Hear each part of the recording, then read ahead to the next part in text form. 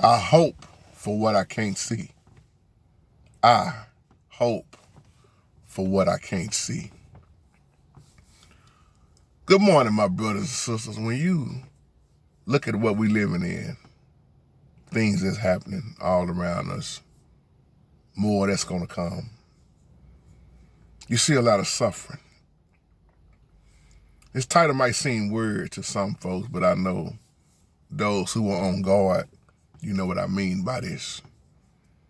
Because faith is the substance of things hoped for, and it's the evidence of things not seen. And I'm focusing on the unseen.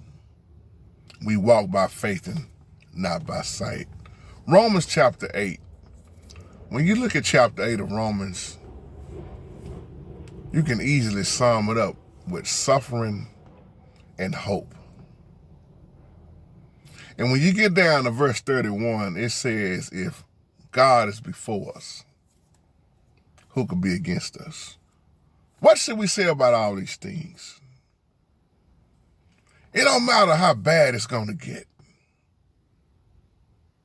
It don't matter. What my hope in is in something greater than what I can see with these eyes. And that faith is what carries me on. A lot of people say, well, JT, what makes you hang in there? I believing in what I cannot see. Hope. Some people call me stupid for having hope in a God that I can't see. And I'm cool with that. You can call me a fool or stupid or whatever you want to call me. And that's the way I'm going to be, if that's how you see it. Because I don't mind being a fool for the Holy Spirit. And that's if you catch what I'm saying.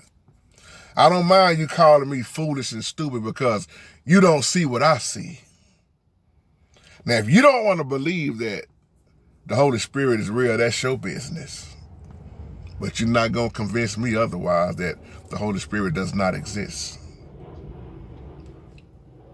This message that I'm saying right now is so important because we put our trust only in the Most High.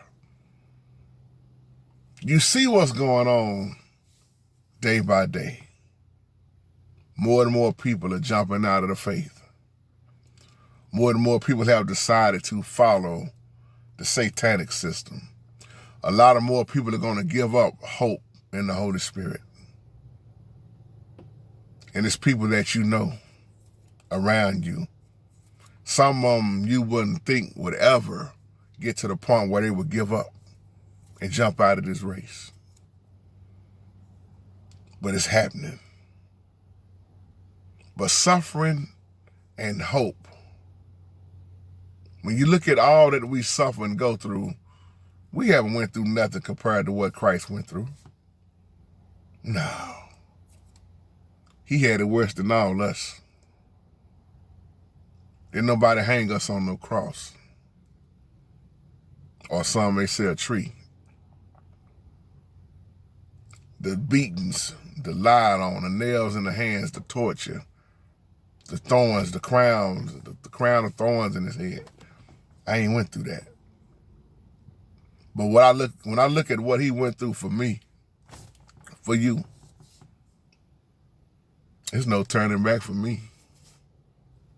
I done came too far. I'm signed up for this. As Paul said, whether I live is for Christ, whether I die is for Christ.